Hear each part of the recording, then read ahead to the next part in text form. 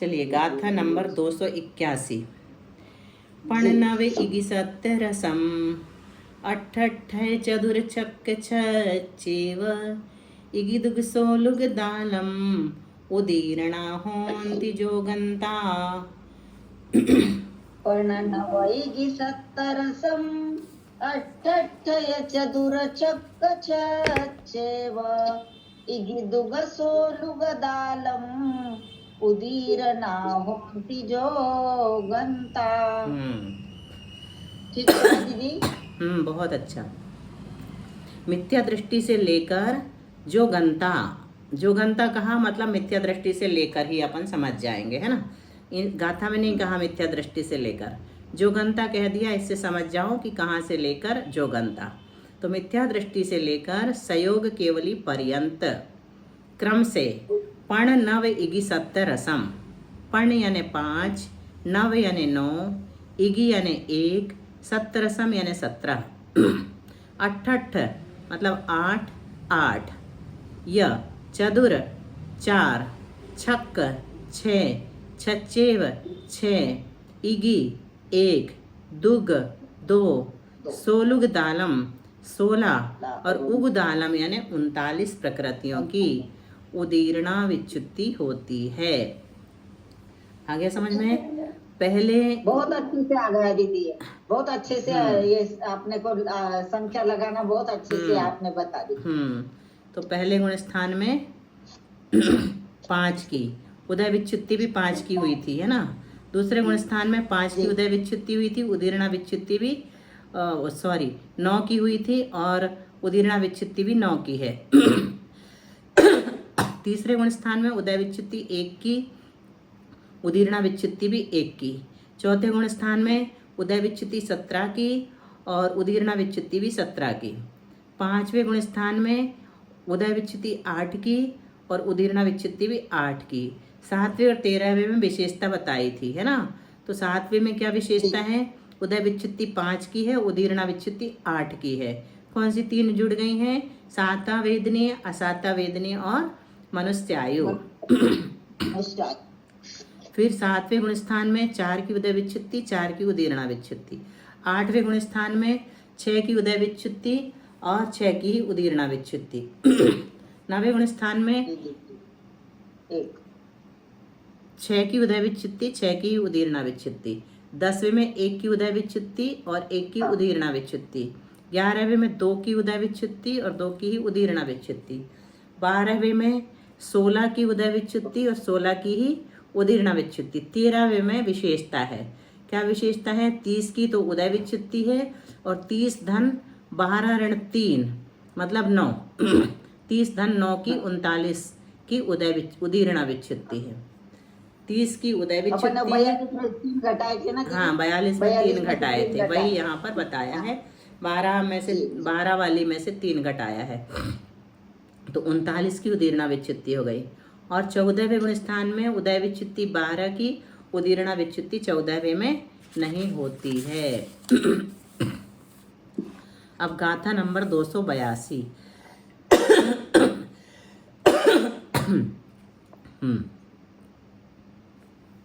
अच्छा, इसको ऊपर कर दें।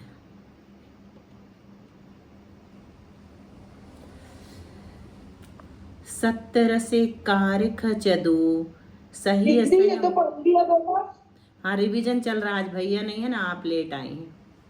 अच्छा ठीक है। और थोड़ा कठिन भी है तो एक बार फिर से हो जाएगा। 70 से कारख चदू सही स्वयं सगिगिसी द्वितीय सदरी 69 सग छक्कवर्ण 54 मुगुदालम 5 22 28 35 इगि नवदालम 53 59 पण 66 ते सीधी। 70 से कारख चदु सही स्वयं सगिगिसी द्वितीय सदरी 69 सग एकवन्न चौवन्न मुगुदालम पंचेकारस 22 18 पंचतीस गिनवदालम तेवन्ने 69 61 ते सीडी बहुत प्रणाम अच्छा। वंदना। तो यहाँ पर उदीर्णा रूप प्रकृतियां बता रहे हैं और अनुदीर्णा रूप प्रकृतियां। जैसे बंध विच्युति में हमने क्या देखा था, बंध विच्युति, बंध और अबंध। उदय विच्युति में क्या देख रहे हैं, उदय क्या देखा, उदय विच्युति, उदय और अनुदय। इसी प्रकार अब उदीर्णा में क्या बता रहे हैं, उदीर्णा विच्युति, उदीर्णा और अनुदीर्णा, है ना। तो मिथ्या दृष्टि आदि 13 गुण स्थानों में क्रम से, मिथ्या दृष्टि आदि 13 गुण स्थानों में ही लगा रहे हैं क्रम से। सत्य रसे काग्र, सत्य रसे कार, ख चदु सही संयम, मतलब 100 अधिक, अधिक 100, अधिक 100, सत्तरस अधिक 100, सही है पहले चला जाएगा, सत्तरस सही संयम, एकार सही संयम, ख सही संयम, चदु सही संयम, है ना। तो 17 सही संयम मतलब 117, एकार सही संयम मतलब 111, ख सही संयम मतलब 100, मतलब शून्य जोड़ा 100 में तो कुछ नहीं बढ़ा, 100 ही रहा। और चदु सही संयम मतलब 104। फिर आगे सगी सीधी 80 में जोड़ना है, सग और इगी असीधी, असीधी मतलब सीधी, यहाँ पर लोप हो जाता है कुछ कुछ शब्दों का। हाँ, सग मतलब 7, इगी मतलब 1, तो 80 में जोड़ दो, तो 7 को 80 में जोड़ा तो कितना आया, 87, 87 और 81, और 1 को 80 में जोड़ा तो 81। फिर तिय सदरी मतलब 73, ये एक ही शब्द है, तिय सदरी मतलब 73, सदरी मतलब 70, और तिय यानी 3। नव तिन्नी 60 सग छक्कवर्ण चौवन्न मुगुदालम।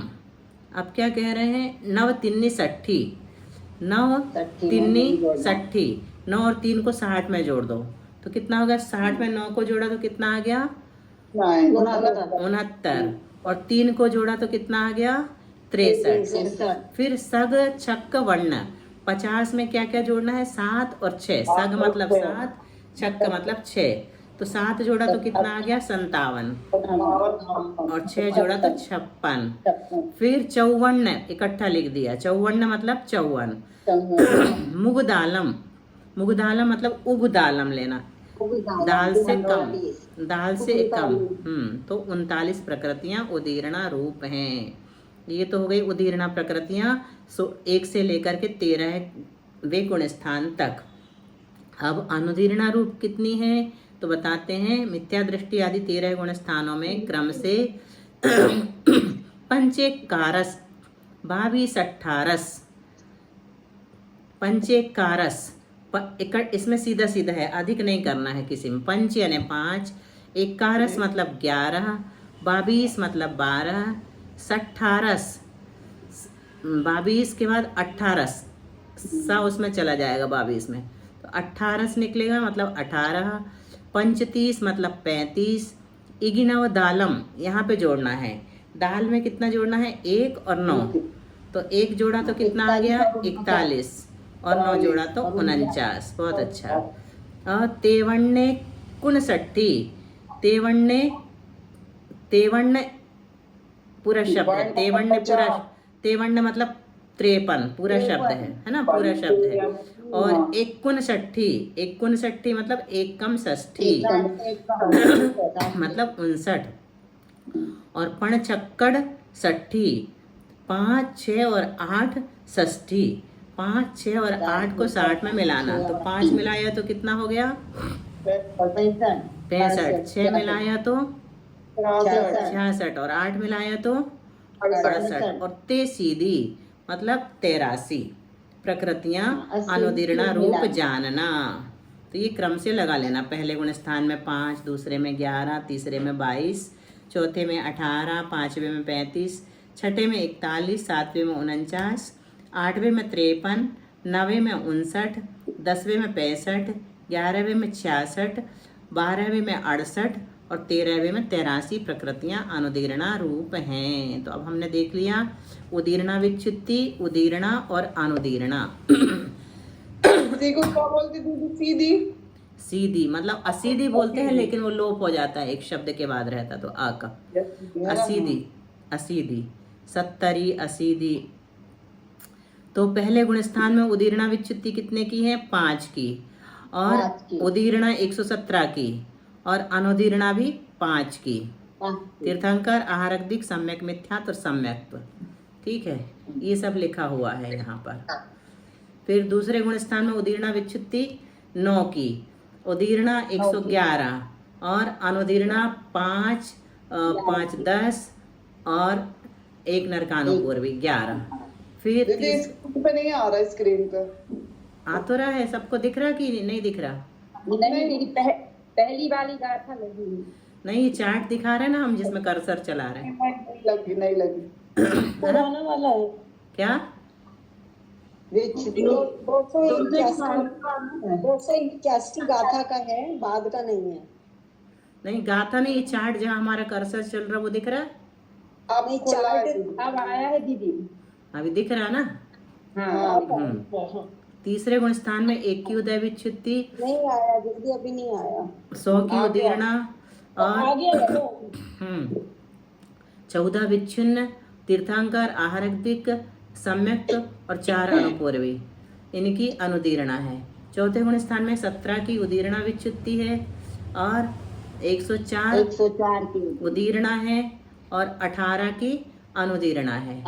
पांचवें गुण स्थान में 8 की उदीर्णा विच्युति है और 87 की उदीर्णा है और 35 की अनुदीर्णा है। छठे गुण स्थान में 8 की उदीर्णा विच्युति है, 81 की उदीर्णा है और 41 अनुदीर्णा। सातवें गुण स्थान में 4 की उदीर्णा विच्युति हुई, 73 की उदीर्णा है और 49 49 की अनुदीर्णा है। नौवें गुण स्थान में 6 की, 8वां हो गया, 8वें गुण स्थान में 6 की उदीर्णा विच्युति हुई, 69 69 की उदीर्णा और 53 की अनुदीर्णा है। फिर 9वें गुण स्थान में भी 6 की उदीर्णा विच्युति, 63 की उदीर्णा है और 59 की अनुदीर्णा है। 10वें गुण स्थान में 1 की उदीर्णा विच्युति है और 57 की उदीर्णा है, 65 की अनुदीर्णा है। 11वें गुण स्थान में 2 की उदीर्णा विच्युति, 56 की उदीर्णा और 66 यानी 66 की अनुदीर्णा। हाँ, फिर 12वें गुण स्थान में 36 की उदीर्णा विच्युति, 54 की उदीर्णा और 68 की अनुदीर्णा। 16 लिखी दीदी हमारी किताब में। कहाँ पे? 12वें में उदीर्णा विच्युति 12वें में 16 है ना, ठीक तो है। फिर 13वें में 39 की उदीर्णा विच्युति और उदीर्णा भी 39 की और 83 की अनुदीर्णा है। और 14वें में उदीर्णा विच्युति नहीं होती, उदीर्णा भी नहीं होती, अनुदीर्णा ही रहती है, कितने की? 122 की। अब ये यहाँ पे खत्म हो गया क्या? मारणाओं में उदय विच्युति, फिर से बैक जाना पड़ेगा क्या?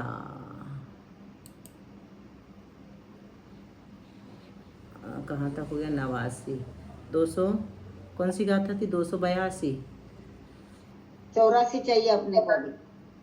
तो ये खुला तो था 289।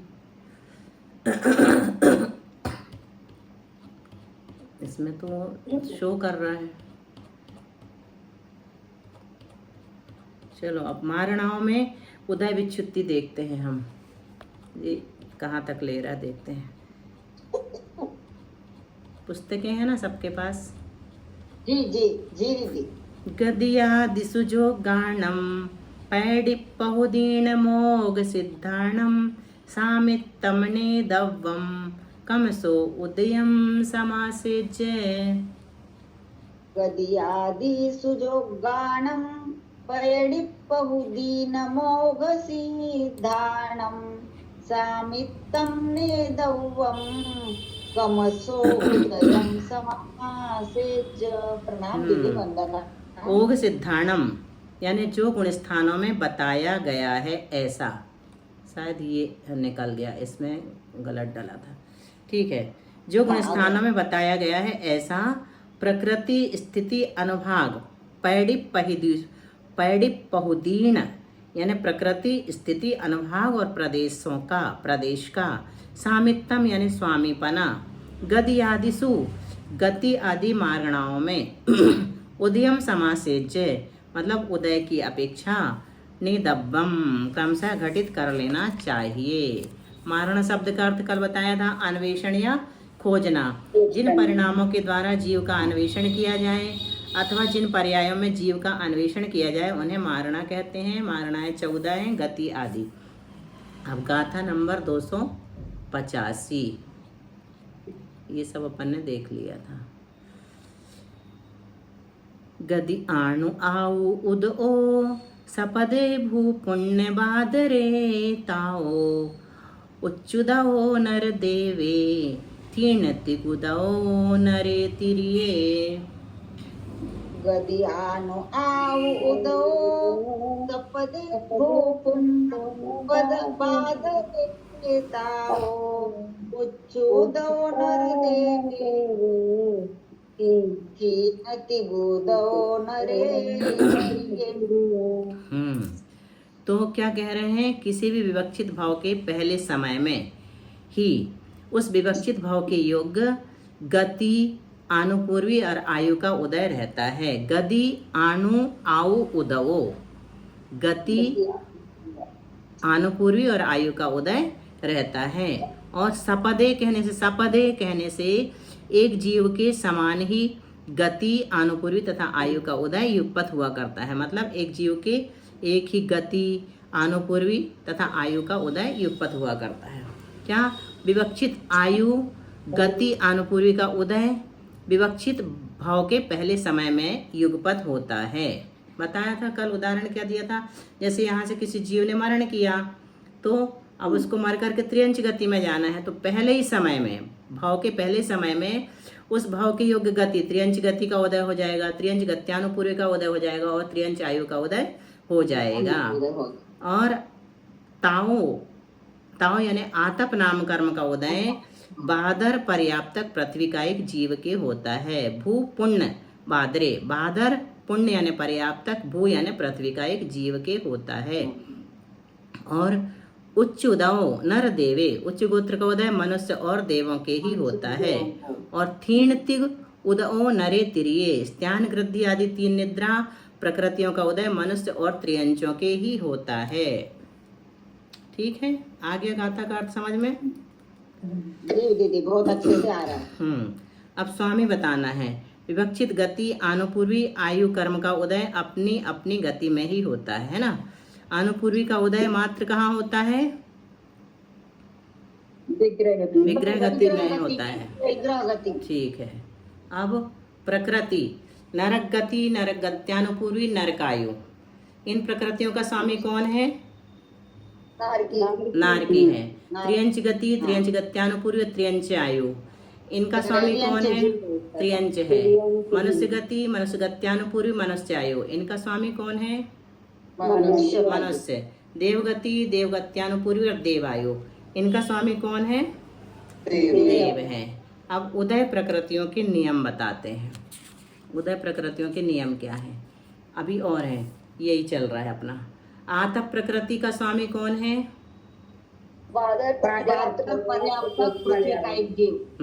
उच्च गोत्र का स्वामी कौन है? मनुष्य। और स्त्यान गृद्धि त्रिक का स्वामी कौन है? मनुष्य। मनुष्य त्रियंच। ठीक है। अब गाथा नंबर 286। शंखा उगणर तिरिये इंदिय पज्जत्य गादुथीणतियम जोगमुदेदुम वज्ये आहार विगुव्वनोत्थवगे। शंखा उगणर तिरिये इंदिय पज्जत्त गादुथीणतियम जोगमुदेदुम वज्य आहार विगुविनुत्थवगे। प्रणाम दीदी। एक सेकंड। स्टीम बहुत आ रही थी चश्मे में। क्या कह रहे हैं? संख्याउग नर तिरिये, यानी संख्यात वर्ष की आयु वाले कौन? कर्म भूमिया मनुष्य और त्रियंचों के ही, कर्म भूमिया मनुष्य और त्रियंचों के ही। मनुष्य संख्यात वर्ष की आयु कहाँ होती है? भोग भूमि में। कर्म भूमि में दीदी। भोग भूमि में नहीं होती, भोग भूमि में तो असंख्यात वर्ष की आयु होती है। सॉरी दीदी, हम्म। असंख्यात वर्ष। तो इनके इंद्रिय पज्जत्गाद इंद्रिय पर्याप्ति के पूर्ण होने के बाद हाँ स्त्यान गृद्धि आदि तीन निद्राओं का उदय हुआ करता है। परंतु मनुष्यों में भी आहार विगुव नुट्ठवगे वज्य, आहार कृद्धि और वैक्रिय कृद्धि। क्या कह रहे हैं? मनुष्यों में भी आहार कृद्धि और वैक्रिय कृद्धि की उत्थापना करने के काल में, उत्थापना मतलब प्रयोग, जिस समय आहार कृद्धि और वैक्रिय कृद्धि का प्रयोग करेंगे ना, उस समय इनका उदय नहीं होगा। किसका उदय नहीं होगा? निद्राओं का। हाँ, तीन निद्राओं का, स्त्यान गृद्धि आदि तीन निद्राओं का उदय नहीं होगा। नहीं होगा। स्त्यान गृद्धि उत्थापना काल भी है ना, उत्थापना काल मतलब प्रयोग करने के समय, अच्छा। जिस समय आहारक शरीर निकल रहा है उस समय नहीं होगा, और वैक्रियक शरीर निकल रहा है उस समय नहीं होगा। अब स्त्यान गृद्धि तीन संबंधी नियम बताते हैं। इनका उदय किसको होता है? मनुष्य त्रियंच को। मनुष्य त्रियंच तो ठीक है, लेकिन कहाँ वाले मनुष्य त्रियंच? कर्म कर्म कर्म भूमिया मनुष्य त्रियंच को होता है। और कब होता है? कब होता है? कर्म भूमि इंद्रिय पर्याप्ति पूर्ण होने के पश्चात ही संभव है, यानी लब्ध्य पर्याप्तक और निर्वृत्य पर्याप्तक को इनका उदय नहीं होता। लब्ध्य पर्याप्तक और निर्वृत्य पर्याप्तक को इनका उदय नहीं होता। क्यों? क्योंकि इंद्रिय पर्याप्ति पूर्ण होने के पश्चात ही संभव है। तो इंद्रिय पर्याप्ति पूर्ण होने के बाद पर्याप्तक हो जाएगा। इनमें भी आहारक और विक्रिया रिद्धि के प्रयोग के समय इन तीन का उदय नहीं होता। ये लिख दिया, प्रयोग के समय लिख दिया। गाथा नंबर 287।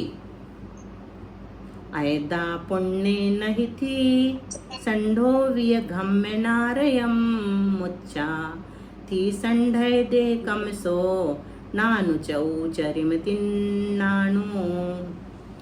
यदा पुण्य नहीं थी संढोवीय गमनारयम मुज्जा थी संडय दे कमसो नानु चौचरिमतिन नानो।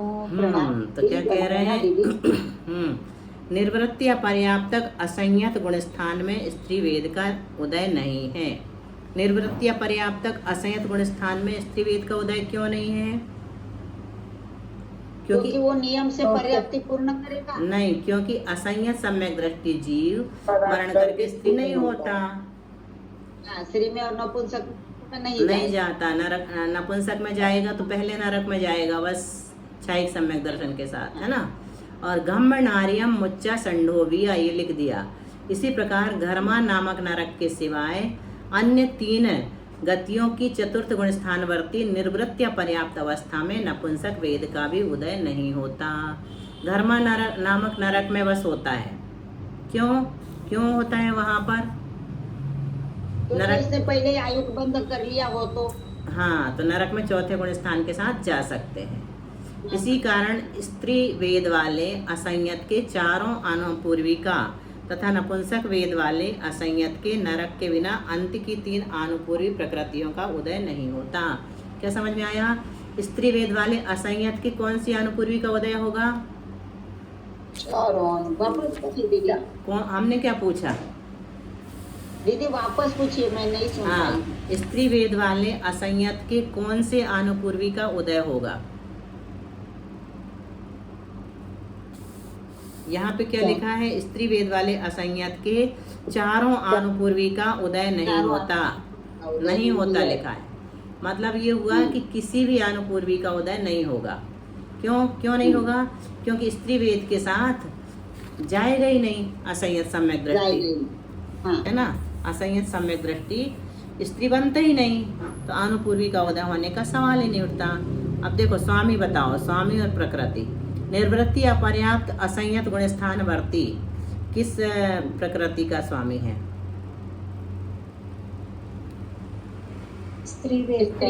स्त्री वेद का। स्त्री वेद का स्वामी कौन है? तो अपन ऐसे कहेंगे निर्वृत्ति अपर्याप्त असंयत गुण स्थान वर्ती, है ना? नहीं है, संभव नहीं है। किसके किसका उदय संभव नहीं है? तो निर्वृत्ति अपर्याप्त असंयत गुण स्थान वर्ती का स्त्री वेद प्रकृति नहीं हो सकती। स्त्री वेद का उदय संभव नहीं है, ऐसे लगाना। किसके किसका उदय संभव नहीं है? तो निर्वृत्ति अपर्याप्त असंयत गुण स्थान वर्ती का स्त्री वेद का उदय संभव नहीं है, ऐसा है ना। फिर निर्वृत्ति अपर्याप्त असंयत गुण स्थान वर्ती प्रथम नरक छोड़कर उसका क्या, किसका उदय संभव नहीं है?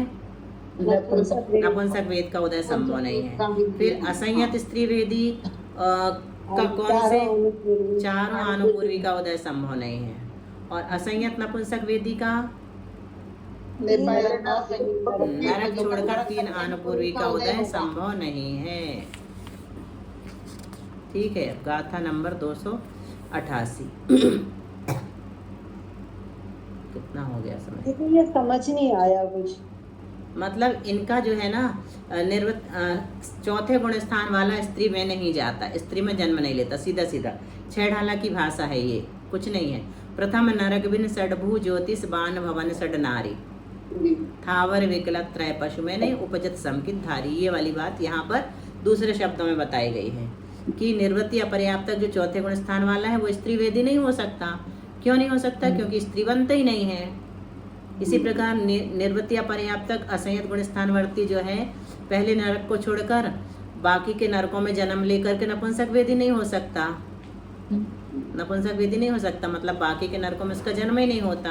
प्रथम नरक बिन षडभू ज्योतिष 6 भूमियों में नहीं जाता। आगे समझ में।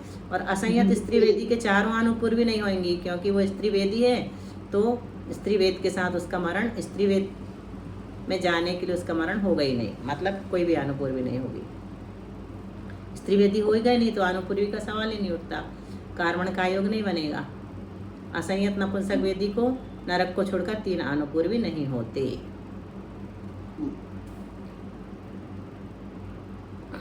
इगि विगल था वर चौ तिरिये अपुण्यो नरे विसंगडनम ओराल दु नर तिरिये वे गुब्बदु देव नेरये। इगि विगल थावर चौ तिरिये अपुण्यो नरे विसंगडनम ओराल दु नर तिरिये वे गुब्बदु देव नेरये। बहुत अच्छा। इगि विगल, इगि विगल मतलब 1 इंद्री, 2 इंद्री, 3 इंद्री और 4 इंद्री। विकल से क्या ले लेंगे? 2 से लेकर 4 तक। और थावर मतलब स्थावर आदि 4 प्रकृतियों का उदय त्रियंच के होने योग्य है। एकेंद्री में कौन, एकेंद्री जाति का जन्म जो जिसका होगा वो कौन कहलाएगा? त्रियंच कहलाएगा कि नहीं कहलाएगा? है ना। और 2 इंद्री, 3 इंद्री, 4 इंद्री भी त्रियंच ही कहलाता है। और स्थावर, स्थावर का उदय भी किसका रहेगा? त्रियंच का रहेगा। तो इनका उदय त्रियंच के ही होने योग्य है। तिरिये अपुण्यो नरे विसंगडनम, परंतु टावर अलग अलग क्यों दिया इसमें? अलग अलग कर्म है ना, नाम कर्म। एकेंद्री जाति अलग है, स्थावर नाम कर्म अलग है, दोनों अलग अलग बताएंगे कि ये दोनों कर्म का उदय उसके नहीं होगा, त्रियंच के ही होगा, बाकी के नहीं होगा। परंतु अपुण्यो यानी अपर्याप्त प्रकृति नरेवी मनुष्यों के भी उदय होने योग्य है। मनुष्यों के कैसे होती है अपर्याप्त प्रकृति? कौन से मनुष्यों की होती है अपर्याप्त नाम कर्म का उदय? लब्ध पर्याप्तक, लब्ध पर्याप्तक मनुष्य के अपर्याप्तक नाम कर्म का उदय रहता है। नारकी और देवों के होता कि नहीं अपर्याप्तक नाम कर्म का उदय? नहीं होता है ना।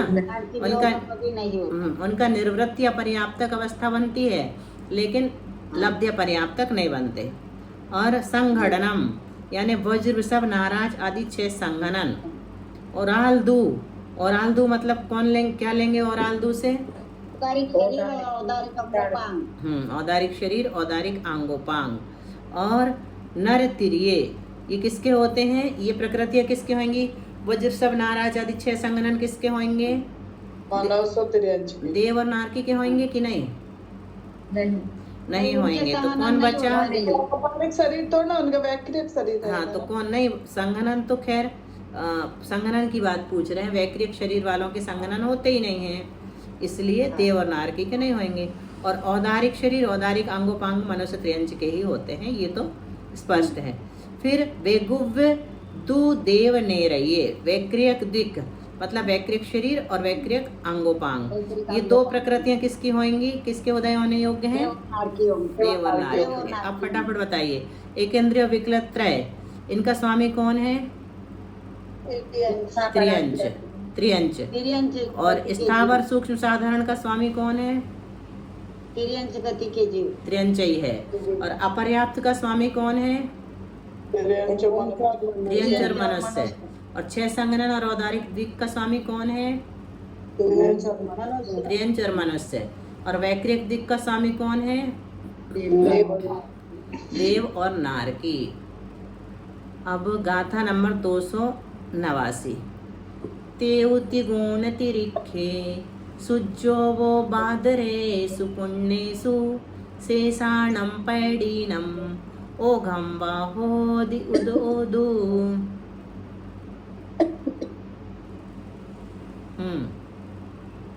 विजया जी कहाँ चली गई? चलो हम पढ़े दीदी जब तक। हाँ पढ़ लो। आपका गला ठीक हो गया? आपकी आवाज खराब आ रही थी कल, हाँ कल सर्दी खांसी थी। आज भी लग रही है। तेउति गुण तिरिखे सुज्जोवो बादरे सुपुण्येषु शेषाणं पैडीनम् ओघं बाहोदि उठोदु। आज भी ठीक नहीं है आपका गला, पढ़ने लायक नहीं है। बोलूं क्या दीदी? एक बार बोल दूं? हाँ बोल दो।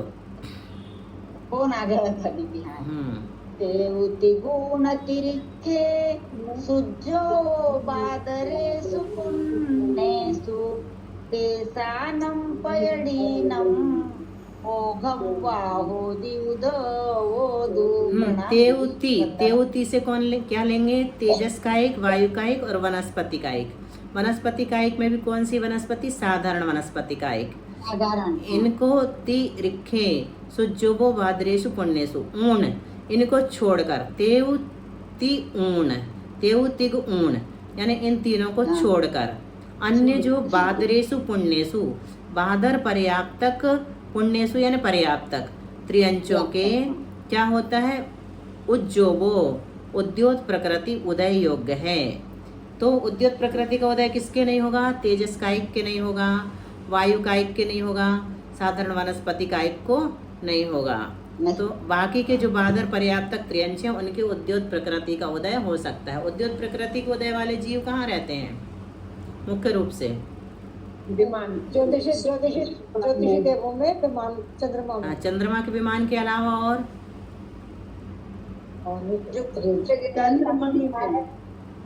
जुगनू वगैरह। हाँ और भी बहुत सारे त्रियंचों में होता है ना। वो तिर्यंच आए ना, वो हाँ। तिर्यंचों में आ गए। हाँ उनमें हो सकता है। पंचेंद्रिय त्रियंच तक सबको हो सकता है। आतप नाम कर्म का उदय सिर्फ एक इंद्रिय को होता है, लेकिन उद्योत नाम कर्म का उदय पंचेंद्रिय तक त्रियंचों को हो सकता होगा। तो त्रियंचों को ही, दोनों का उदय त्रियंचों को ही होगा, लेकिन उद्योत नाम कर्म का उदय अन्य त्रियंचों को भी हो सकता है एक इंद्रिय के अलावा। शेष बची प्रकृतियों का उदय शेषाणम पैडीनम ओघम बाहोदि उदओदु। शेष बची प्रकृतियों का उदय गुणस्थान के क्रम से जानना चाहिए। अब उदय प्रकृतियों के स्वामी। उद्योत प्रकृति का उदय अग्नि वायु साधारण जीवों को छोड़कर बादर पर्याप्त त्रियंच को होता है, और शेष प्रकृतियों का उदय गुणस्थानवत जानना। एक गाथा दीदी अर्थ लगाना बहुत ही अच्छा समझ में आ रहा है। गाथा को अर्थ लगाना बहुत अच्छे से आ रहा है। अपना मुख्य प्रयोजन जो है गाथा के अर्थ का ही है। विस्तार तो क्या कहीं पर भी लिखा मिल जाएगा तो आप लोग पढ़ लेंगे। एक बार अर्थ लगाना सीख जाएंगे ना तो फिर ज़्यादा लाभ होगा। गाथा नंबर 290 और पढ़ लेते हैं जी। थीर्ण तिथि पुरी सुना गादी निर्याऊ नीच वेयनियम नामे सगवचिठानम निर्याणु नारिये सुदया। की पुरी सूना घादी निरया उनीच वेयनियम नामे सगवची ठाणम निर्यानु नारये सुदया। प्रणाम दीदी, थीन, वंदना दीदी। थीन का अर्थ समझ में आ गया ना, किसे कहते थीन? हाँ, स्त्यान। थीन यानी स्त्यान, स्त्यान गृद्धि आदि तीन, ती यानी तीन, थी पुरुषा, थी मतलब स्त्री वेद, और पुरुषूना, पुरुष यानी पुरुष वेद। इन 5 के सिवाय ऊन कर दो इनको, जहाँ पर भी ऊन शब्द आए मतलब उनको घटा दो। तो इन 5 के सिवाय घादी निर्याऊ नीच वेयनियम, इन 5 के सिवाय घातीय कर्मों की 42 प्रकृतियां। घातीय कर्मों की टोटल प्रकृतियां कितनी हैं? 42। 47 नहीं, टोटल टोटल जो है 47 है। 47 में से 5 घटा दिए तो कितनी बची? 42। फिर नरकायु निरायु नीच वेयनियम, नरकायु नीच गोत्र और वेयनीय मतलब साता और असाता वेदनीय, तथा नामे नाम कर्म में से नारकियों के निर्याणु मतलब नारई मतलब नारकियों के, सगवचिठानम भाषा पर्याप्ति के स्थान में होने वाली 29 प्रकृतियों, और निर्याणु यानी नरक गत्यानुपूर्वी, ये सब 76 प्रकृतियां नरक गति में उदय होने योग्य हैं। अब देखो, ये भाषा पर्याप्ति के स्थान में होने वाली जो 29 प्रकृतियां हैं वो हम लोग आगे जाकर के एक चैप्टर आएगा उसमें पढ़ेंगे, भाषा पर्याप्ति में उदय योग्य होने वाली प्रकृतियां कौन सी हैं आदि आदि। अभी यहाँ पर सिर्फ गाथा के अनुसार समझना है। दीदी भाषा पर्याप्ति को अपन ने बची ठानम लिया क्या? हाँ, बची ठानम, भाषा, हाँ बची ठानम, हाँ, जी। बची यानी भाषा पर्याप्ति के ठानम यानी स्थान में होने वाली 29 प्रकृतियां, और नरक गत्यानुपूर्वी निर्याणु यानी वो तो 29 प्रकृतियां उसी से निकल जाती हैं, क्योंकि वहाँ पर आगे जाके बताएंगे कि भाषा प्रकृति के स्थान में 29 प्रकृतियां उदय योग्य हैं, तो इसलिए सीधा सीधा 29 लगा लिया, और नरक गत्यानुपूर्वी निर्याणु से ले लिया। ये सब 76 प्रकृतियां नारेश उदया नरक गति में उदय होने योग्य हैं। अब हम इसके बाद पढ़ेंगे मारणाओं में उदय विच्छित्ति। अभी हमने क्या पढ़ा था मारणाओं में? पहले नहीं, बंद विच्छित्ति। मारणा में जैसे बंद विच्छित्ति पढ़ी थी ना, तो कौन कौन सी मारणा में? गति मारणा में, नरक गति मारणा में, त्रियंच गति मारणा में, फिर मनुष्य गति मारणा में, देव गति मारणा में। इसी प्रकार यहाँ पर भी अब मारणाओं में उदय विच्छित्ति शुरू हो रही है अपनी। तो मारणाओं में विच्छित्ति निकालने का नियम क्या है? उदय योग्य प्रकृतियां कितनी हैं? 122। तो कुल 122 उदय योग्य प्रकृतियों में से विवक्षित मारणा में, जैसे विवक्षित मारणा का मतलब क्या होगा? जैसे नरक गति पढ़ रहे तो नरक गति विवक्षित मारणा कहलाएगी। उसमें जो प्रकृतियां उदय योग्य ही नहीं हैं, ऐसी अनुदय रूप प्रकृतियों को घटा लें। जो प्रकृतियां उदय योग्य ही नहीं हैं वो क्या कहलाएंगी? अनुदय रूप कहलाएंगी, उनको घटा देंगे। फिर जिन प्रकृतियों को घटाया है वे प्रकृतियां अब उस गुण स्थान में घटाई नहीं जाएंगी विच्छित्ति के समय। क्यों नहीं घटाई जाएंगी? क्योंकि पहले ही घटा चुके हैं। हाँ, इसीलिए मारणाओं में विशिष्ट नियम के कारण जो प्रकृतियां बाद में विच्छिन्न होती थी वे पहले भी विच्छिन्न होती हैं, उनकी विच्छित्ति यथायोग करेंगे। शेष सारी विच्छित्ति उदय अनुदय गुणस्थान जैसा ही करना है। उदय योग्य प्रकृतियां कितनी हैं? 122। तो नरक गति में उदय योग्य प्रकृतियां कितनी हैं? 76। नरक गति में उदय योग्य प्रकृतियां कितनी हैं? 76। तो 76 122 में से कितनी घटा दी? 76 बची। देखो कौन कौन सी घटाते हैं। घातीय कर्म की 47 ऋण 3, कौन कौन सी 3 घटाई 47 में से? स्त्यान गृद्धि, पुरुष वेद, नपुंसक वेद। तो बची कितनी? 42। ठीक है, 3 घटा देंगे तो 42 प्रकृतियां जो है वो यहाँ पर उदय योग्य हैं। 76 उदय योग्य में ले रहे। स्त्यान त्रिक को घटा दिया, स्त्यान गृद्धि को घटा दिया, पुरुष वेद को घटा दिया और नपुंसक वेद, इनका उदय वहाँ नहीं होता ना। तो घातीय की 47 में से 3 घटाई, स्त्यान स्त्यान वृद्धि की तीनों घटा दी और पुरुष वेद घटा दिया, नपुंसक भेद घटा दिया। कितने हो गए? तीनों तो 5, तो 47 में से 5 गए तो 42। ये 42 जो है उदय योग्य है, ठीक है। ये यहाँ पे देखो 42 उदय योग्य है। फिर और कौन सी उदय योग्य है? नरकायु। नरक गति में नरकायु उदय योग्य रहेगी कि नहीं रहेगी? रहेगी। और 2 वेदनीय दोनों उदय योग्य हैं वहाँ पर, ठीक है। नीच गोत्र उदय योग्य है कि नहीं? नीच गोत्र ही का उदय रहता है वहाँ पर, है ना। और नाम कर्म का उदय कौन कितनी प्रकृतियों का रहेगा? तो 30 प्रकृतियों का रहेगा। तो 42 और एक 46 और तो 48 और एक 49, 42 43 तो 45 और 46, गलत कर दिया। 42 43 तो 45 और एक 46 और 30 76, कुल 76 प्रकृतियां उदय योग्य है। नारकी को नाम कर्म की कौन सी 30 प्रकृतियां उदय योग्य है तो बताते हैं। तो ये आ गया अपना भाषा पर्याप्ति के समय उदय वाली 29 और एक नारकानुपूर्वी। तो ये मन पर्याप्तियों के नाम किसी को याद है? आहार, शरीर, इंद्रिय, श्वासोच्छ्वास, भाषा और हाँ, आहार, शरीर, इंद्रिय, श्वासोच्छ्वास, भाषा और मन, इतनी प्रकृति क्रम से है होना आहार चाहिए प्रकृति। ना दीदी, क्योंकि इसी क्रम से पूर्ण होती है। हाँ, इसी क्रम से पूर्ण होती है जी। तो जैसे ये है ना, आहार पर्याप्ति है, तो आहार पर्याप्ति को पूरा होने में इतना समय लगेगा, तो ये भी अंतर्मुहूर्त का टाइम है। शरीर पर्याप्ति को पूरा होने में इतना समय लगेगा, ये भी अंतर्मुहूर्त है। इंद्रिय पर्याप्ति को पूरा होने में इतना समय लगेगा, ये भी एक अंतर्मुहूर्त है। फिर श्वासोच्छ्वास पर्याप्ति को पूरा होने में इतना समय लगेगा, ये बढ़ता बढ़ता बड़ा बड़ा अंतर्मुहूर्त है। और भाषा पर्याप्ति को पूरा होने में यहाँ तक का समय लगेगा। मन पर्याप्ति को पूरा होने में इतना, ये बता रहे समय कितने लगे? 65,536। इसके समय है 73,728। इसके हैं इंद्रिय पर्याप्ति के 82,944 और 93,312 श्वासोच्छ्वास के, और 1,04,976 ये भाषा के हैं, और 1,18,098 ये मन पर्याप्ति पूर्ण होने का काल बताया यहाँ पर उदाहरण के द्वारा। पर्याप्ति भी अंतर्मुहूर्त में ही पूर्ण होती है। हाँ, चाहों पर्याप्ति भी अंतर्मुहूर्त में पूर्ण होंगी। हाँ जी जी जी। अब यहाँ से अपना चलेगा उदय विच्छुत्ति। अच्छा, अभी तो क्या है? वैक्रियक, तेजस, चौकड़ी, 29 प्रकृतियों के नाम हैं। ये और देख लें क्या? एक तो कर ही लेते ना दीदी। कर लें एक और कर ले। हाँ, क्योंकि नाम ही बस इसमें है 29 प्रकृतियाँ जो भाषा पर्याप्ति के काल की हैं। भाषा पर्याप्ति के समय उदय वाली 29 प्रकृतियों के नाम यहाँ पर बता रहे हैं। फिर इसके बाद बंद करते हैं, आज थोड़ा ज़्यादा पढ़ लिया अपन ने। वे गुव्य तेज, हाँ कल छुट्टी है।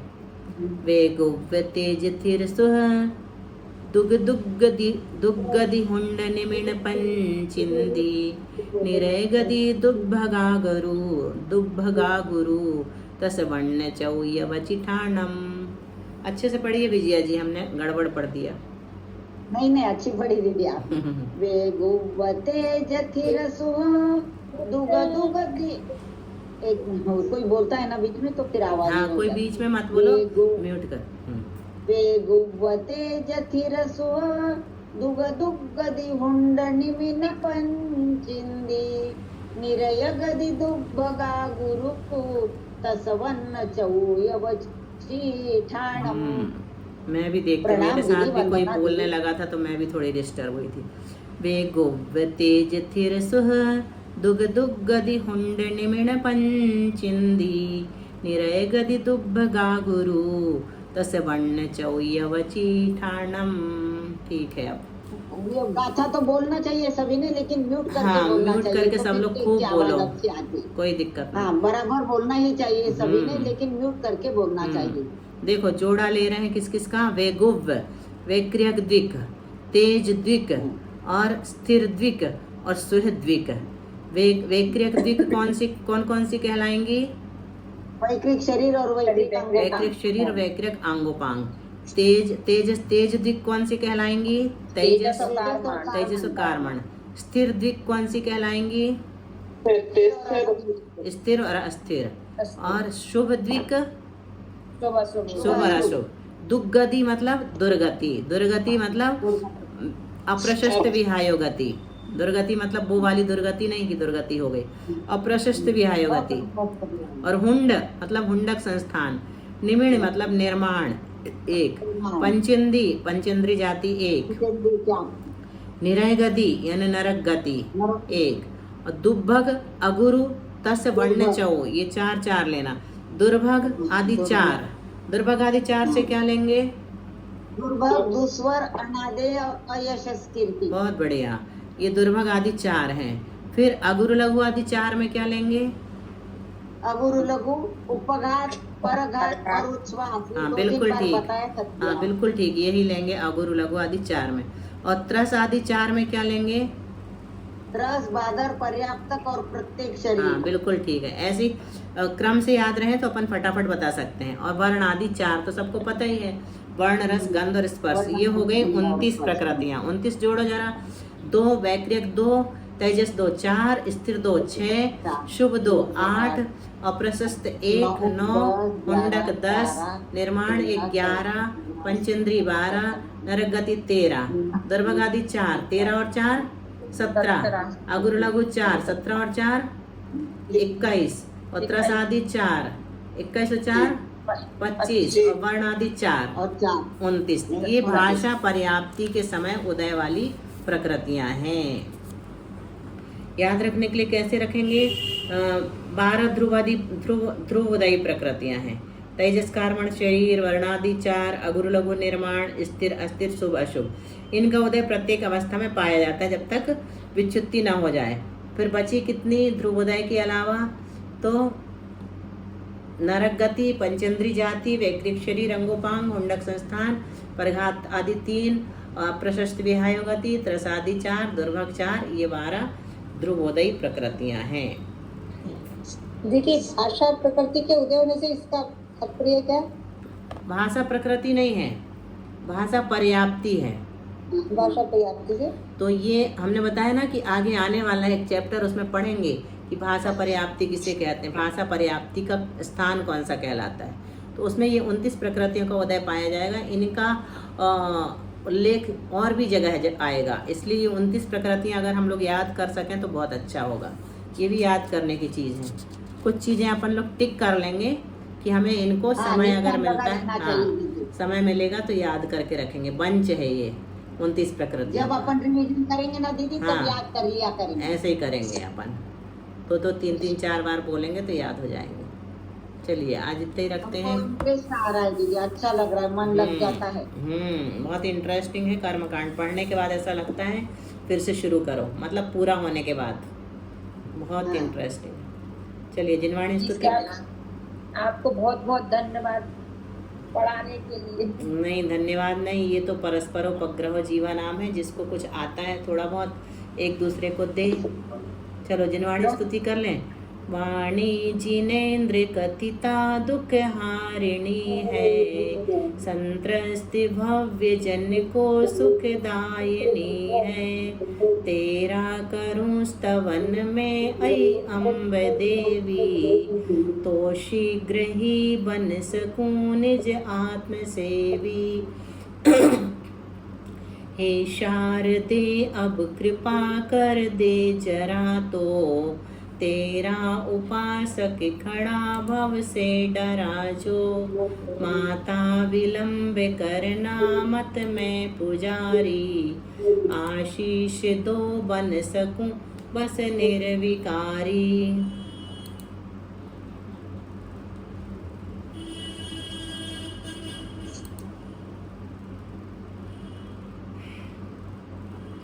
नमो नमोकार मंत्र।